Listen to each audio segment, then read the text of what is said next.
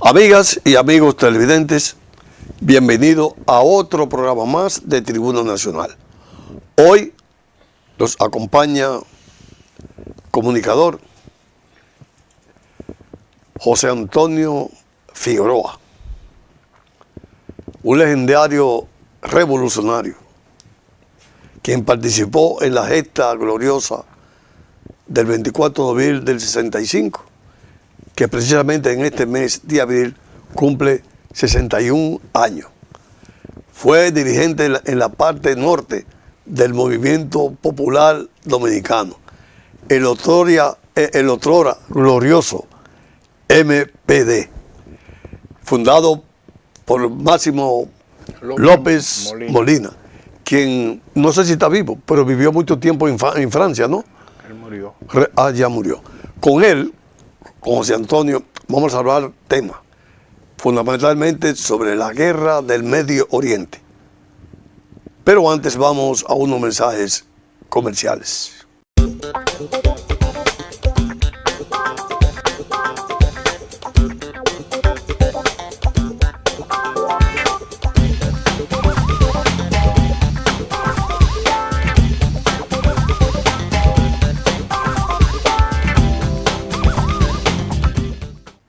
José Antonio, aquí estamos en Tribuna Nacional. Gracias por invitarme otra vez y compartir contigo temas de interés nacional e internacional. ¿En qué nos está afectando a la región y a la humanidad, y especialmente a nosotros, la República Dominicana, la guerra del Medio Oriente? Esa guerra que tiene Estados Unidos, Israel, contra Irán.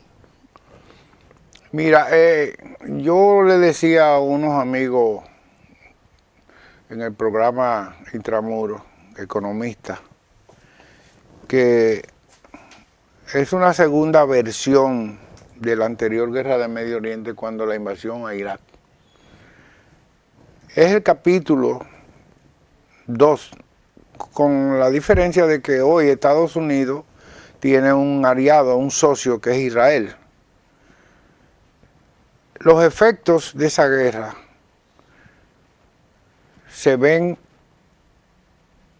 a la clara, igual que la otra vez, cómo está afectando la economía a nivel mundial y en especial para nosotros los dominicanos. Pero todas las guerras nos afectan, sí, porque la guerra que hay entre Rusia y Ucrania nos afecta a nosotros. Sí, empezó por ahí, porque nosotros, como yo le decía a unos amigos que nosotros hemos sido víctimas desde el 2020 de varios COVID.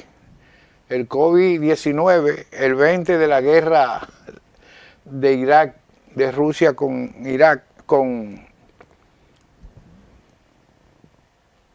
Ucrania, y ahora esta segunda, ese tercer COVID ahora, que el cuarto fue con la ascendencia de Donald Trump al poder y ahora consecuencia de eso esa guerra de Medio Oriente.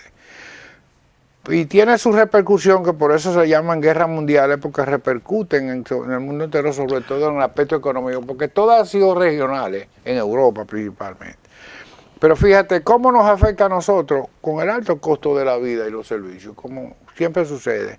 Ahora, el problema es cómo maneja el gobierno de turno esas crisis. O los gobiernos. Los gobiernos de turno. Porque la otra guerra del Medio Oriente, cuando la invasión a Irak, el gobierno lo manejaba Balaguer y supo tomar medidas que las circunstancias exigían, pero Balaguer al momento de tomar decisiones la tomaba. Por ejemplo, tú recuerdas... Sin consenso. Sí, pero no, el problema es que a la hora de tomar decisiones, el problema es si las decisiones son correctas o no. Por ejemplo, tú recuerdas cómo se controló la venta de la gasolina. Cómo se controló la circulación de los vehículos. ¿Tú recuerdas? Porque nosotros no éramos niños, la vivimos. Y cómo se tomaron otra serie de medidas. Ahora, ¿qué sucede? Como le decía yo al entrevistado que dice, mira, el problema para mí básico es porque son guerras inevitables y que ya son realidades. Ahora, ¿cómo la vamos a enfrentar nosotros como ciudadanos? Aquí juega un papel clave con nosotros como consumidores. Nosotros tenemos que reorientar nuestros hábitos de consumo y llevarlo a un momento o un consumo de racionalidad. O sea, el despilfarro con que nosotros nos están acostumbrando con ese consumismo excesivo, tenemos ya que eliminarlo y controlarlo. Y ahí entra en juego el con nosotros como consumidor. Y la conciencia de cada quien. Claro, es un problema de conciencia ciudadana que nosotros tenemos que ya ir llevándola a cabo, porque el problema es que nosotros, la integración ciudadana con conciencia a enfrentar los problemas que nos atañen es muy nula, porque aquí todo el mundo siempre jala para su lado. Llegar a un consenso es muy difícil en la República Dominicana. Yo creo que el primer daño es que no se hace el esfuerzo. Que no se hace esfuerzo. El liderazgo que tiene el país en todas las áreas no orienta a la ciudadanía. Porque fíjate... Pero aquí hay un Consejo Económico Social que se reunieron para el problema de la energía y no hubo consenso. No, pero ¿de qué vale el consenso si no hay una política de Estado que obedezca? Pero hay precisamente, entonces, pero tú tienes que sentarte, para tú escuchar al Estado, tú tienes que sentarte en la mesa. Si tú no te sientas, tú no puedes adivinar, porque no somos brujos. Pero fíjate, todos esos órganos que se han creado, todos esos gabinetes, son burocracias. Son burocracias, eso es para justificar, hay un gabinete de aquello, consejo de aquello, que otro. Pero a la hora de tomar decisiones, hay limitaciones, y incapacidad y falta de autoridad. ¿Por qué? Porque Antonio, afectan intereses. Aquí no va a haber solución hasta que nosotros todos nos sentemos en una mesa y nos pongamos de acuerdo a resolver los problemas 50 años. Mientras nosotros no nos sentemos, no hay solución a la energía, a la salud, a la educación, al transporte. Oye, no va a haber solución a nada. Pero hay un problema que es el principal. ¿Cuál es? La crisis de autoridad que tiene el país. Este país tiene una crisis de autoridad. Aquí a la hora de tomar decisiones se condiciona eso a los intereses. ¿Y entonces qué hacemos? Entonces lo que te estoy diciendo, ahora que no hay una participación, una integración ciudadana, una concientización ciudadana en cuanto al problema. Aunque se sienten... El problema de aquí es educación, que no lo entendemos porque no hay educación. Educación y formación. Es lo mismo. No es lo mismo, porque tú eres un tipo que te comporta bien, pero la formación de qué hacer, cómo lo vamos a hacer y qué camino seguir no la tenemos. ¿Por qué? Porque a nosotros nos han festinado. Aquí ha habido un plan maestro de hacer que el ciudadano, el pueblo, no tenga conciencia de nada. Nada más consumista, que consuma mucho de todo, que todo el mundo quiere tener un vehículo, que vengan para los espectáculos. No es que no lo hagan, pero que hay que tener conciencia de que en medio de una crisis usted no puede estar sacrificando. Pero la salvación es individual. Cada quien tiene sus limitaciones. Sí, pero... Yo sé el dinero que yo produzco y sé el dinero que tengo que gastar. Pero hay soluciones que son colectivas. Son problemas sociales. Cuando los problemas son sociales, hay soluciones colectivas, porque son sociales. El problema no nos afecta individual, no es uno. Mira, hoy ya los carros ya del concho están a 40 pesos. Le subieron 5 pesos. ¿Qué es lo que te deja dicho? Que ya por ahí va todo. Cuando tú vas a los supermercados, tú ves ya de una vez como lo que pero tú Estados Unidos ha aumentado el consumo a 100 y pico. Inclusive la gente se está endeudando para la subsistencia. No, y está emigrando de Estados Unidos, porque el paraíso americano era precisamente la comida. Ese era el gran paraíso de Estados Unidos, de que la comida era barata, pero ya eso se fue. Está igualito que aquí. Yo tengo parientes que viven allá y me dicen que con cosas que compraban en $12 ahora les cuesta 20 y pico. Porque las guerras afectan. Ahí es que lleva entonces. Y ahí además, además son los problemas colaterales que tienen las guerras. Y la gente no se da cuenta. se da, lo siente. Hay que buscar lo la siente, solución al lo problema, siente. el problema energético en la República Dominicana. Hay que buscarlo, hay que buscarle una solución colectiva. Las políticas públicas que hasta ahora han hecho en cuanto al problema energético ha obedecido básicamente a intereses. Por ejemplo, aquí tenemos cientos de años brigando con el problema de la solución, por ejemplo, de los apagones. Fíjate que ya incluso están las protestas de horas y horas de apagones. ¿Y cuántos años tenemos nosotros de En protesta? nosotros estamos en eso bregando desde cuando Balaguer la primera etapa. Acuérdate que eso fue famoso. Porque que no ha habido un plan de solución energética. Eso es. Ahora, ¿quiénes tienen que tratar ese plan? Las autoridades, los políticos, el Congreso. Porque, por ejemplo, aquí tenemos un problema, como te digo, de crisis de autoridad. Nuestro primer poder del Estado es el poder legislativo. ¿Y cuáles son las legislaciones que hay hacia la solución del problema? No las hay. ¿Cuál es el papel de los legisladores? Buscársela a ellos, resolver ellos, repartirse todo ellos, su bienestar de ellos. Pero las legislaciones... No vote por ellos. No, pero no vote por ellos. Porque tú votas, no vote. Y los legisladores, por ejemplo, los regidores por los problemas municipales. Por ejemplo, uno no sabe dónde vive el regidor de tu barrio. Yo no sé cuál es el regidor mío, pues no voto por él. No vote por ellos. No vote, porque no es obligado. Claro. Si usted quiere aquí votar aquí, es un derecho. Es un derecho, pero la Constitución no te obliga. No, es un derecho. Cuando se habla de derecho, no de obligación, es un derecho, un deber. Es un deber. Pero si tú no tienes por qué votar, pero si tú no tienes por qué votar, ¿a qué tú te vas a levantar? Bueno, pero fíjate que, por ejemplo, supongamos que tú eres un ciudadano probo conocido en tu sector, que nosotros decimos, bueno, Díaz Cueva puede ser un representante, un gran municipio para nosotros ayudar a solucionar estos problemas municipales. Pero si Díaz Cueva no está en uno de los partidos, no podemos votar con él. No, y más ahora, que inclusive que el mismo presidente de la República promulgó la ley de la candidatura independiente. Es un estado que está secuestrado. Un estado que está secuestrado. José Antonio y amigos televidentes, vamos a unos mensajes comerciales para luego seguir con esta interesante entrevista con el comunicador José Antonio Figueroa.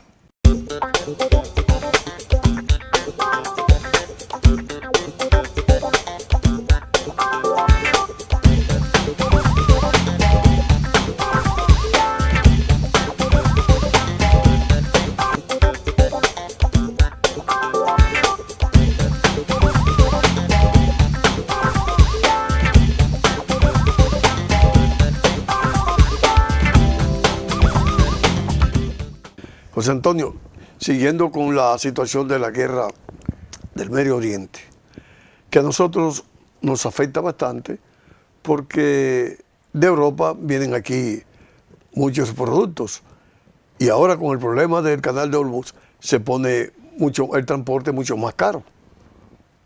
Bueno, todo eso es consecuencia del mismo conflicto, porque los países recurren a todo, que están en guerra, recurren a todos los medios que tienen a su alcance.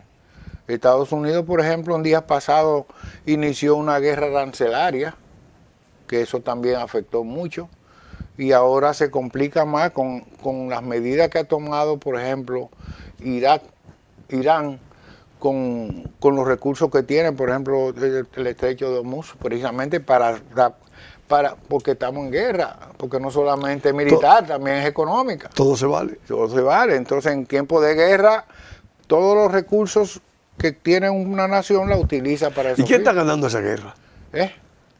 ¿Quién está ganando esa guerra?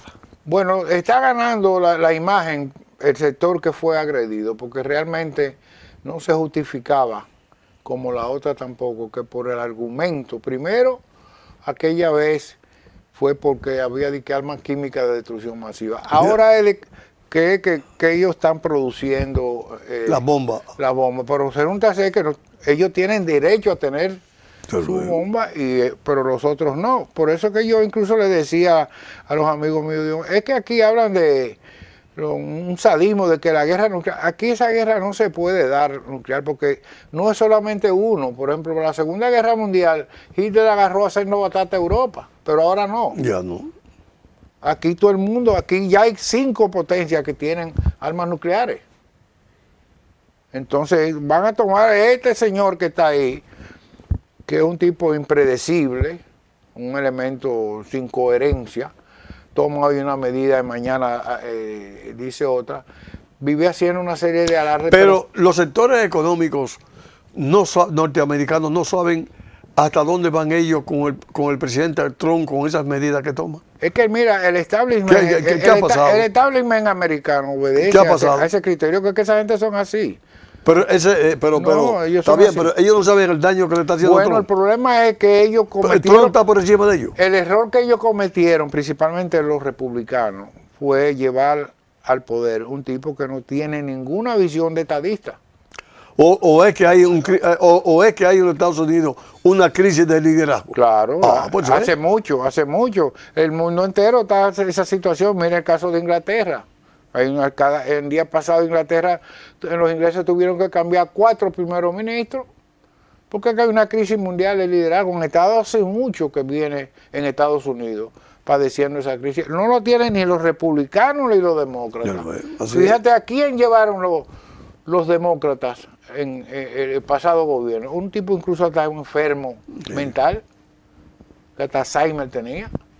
Y mira ahora, reeligen a este señor, que es un tipo que ha demostrado que no tiene coherencia, que no es un estadista. Y mira, lo lleven y con el argumento de que a él le robaron las elecciones. Eso es mentira. Lo que hizo que a él no lo reeligieran fue su posición frente al COVID, a la pandemia del COVID, que él fue indiferente a eso. Pero también es indiferente al problema climático también. No, que un señor así, un tipo que no tiene visión de estadista.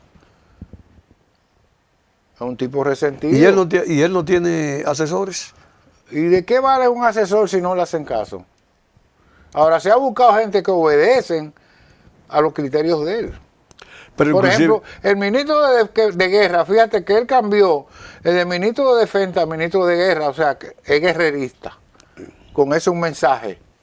Soy guerrerista, yo no soy de defensa, no guerra. ¿Y quién tiene al lado como secretario? Marco Rubio, que obedece al mismo línea de él, igual que el vice también.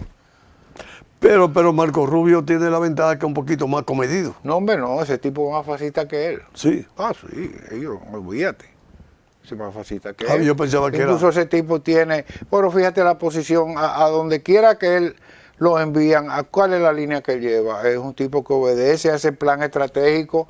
Esos 3 tipos son un trío de fascistas, los 3. Entonces, tienen amarrado por los cuernos, como dicen, a la legislatura, porque solamente una salida de la legislatura que puede resolver ese problema, que lo destituyan. Porque de lo contrario, la situación va a ir cada día de mal en peor. ¿No tiene mayoría el Congreso republicano? No, pero ahora el problema es que estas próximas elecciones, ellos no les va a ir muy bien. Porque los demócratas ya incluso le han dado avisos de cuál va a ser el resultado de esas elecciones. Y ese es uno de los problemas que tiene a los republicanos muy preocupados, que van a perder el control del Congreso. Lo van a perder porque el ciudadano votante es uno de los que está más afectado ahora mismo. El 40% de las personas que votaron en Estados Unidos por el presidente Trump está en contra. Una parte, porque hay unos americanos anglosajones que esos son abiertamente trumpistas, esa gente obedecen, sobre todo esa política anti-emigrante. Bueno, ya. Esos anglosajones americanos no quieren saber de los latinos ni para el diablo. Entonces ellos en eso están divididos. Hay otros que sienten en su propio ser en su estilo de vida. Pero van a ser masoquistas ellos. No, es que el problema es que alternativa se le presenta. Ahora que el Partido Republicano no tiene tampoco. No, que ninguno de los dos. Ahora mismo, por ejemplo, mira, yo siempre le decía... Ahora, el vicepresidente Vance podría ser. No, hombre, no. Mira, yo le decía cuando yo editaba la revista Formación, que yo estaba de acuerdo con el reeleccionismo de un periodo, igual que otros países que tienen un periodo legislativo por el medio y puede volver, porque el nunca más es un absurdo. Porque, por ejemplo, hay gobernantes que han demostrado que tienen capacidad de gobernar y que son estadistas. Y sin embargo están ahí con condiciones de poder gobernar y en medio de una crisis de liderazgo no pueden volver. ¿Por qué? Porque hay un nunca más absurdo para mí. Que mientras una persona esté en capacidad de cumplir ese derecho ciudadano, usted no lo puede privar. Ahora, la norma es el reeleccionismo indefinido, eso sí es riesgoso. La reelección indefinida, eso nada más los países europeos que tienen una cultura política mucho más basada. En Europa se puede elegir, son abiertas esas elecciones, pero son Europa. Pero Estados Unidos ya impuso el no reeleccionismo y ya sea en América Latina, en América entera, el reeleccionismo indefinido es fatal. Fíjate, los movimientos chavistas han tenido problemas porque han querido perpetuarse en el poder. Que por cierto, el Partido Comunista Venezolano está cuestionando ya el mandato de Delcy Rodríguez. Bueno, esa es una situación más oscura que el carajo. Yeah.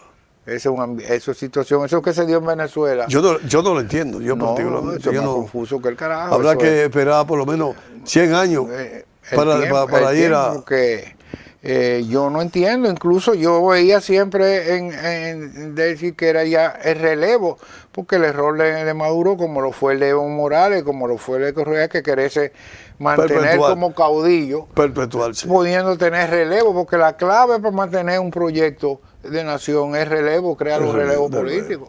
Y la experiencia, por ejemplo, de China fue esa, relevo. El relevo. Con un plan estratégico de nación. Pero relevo ahí.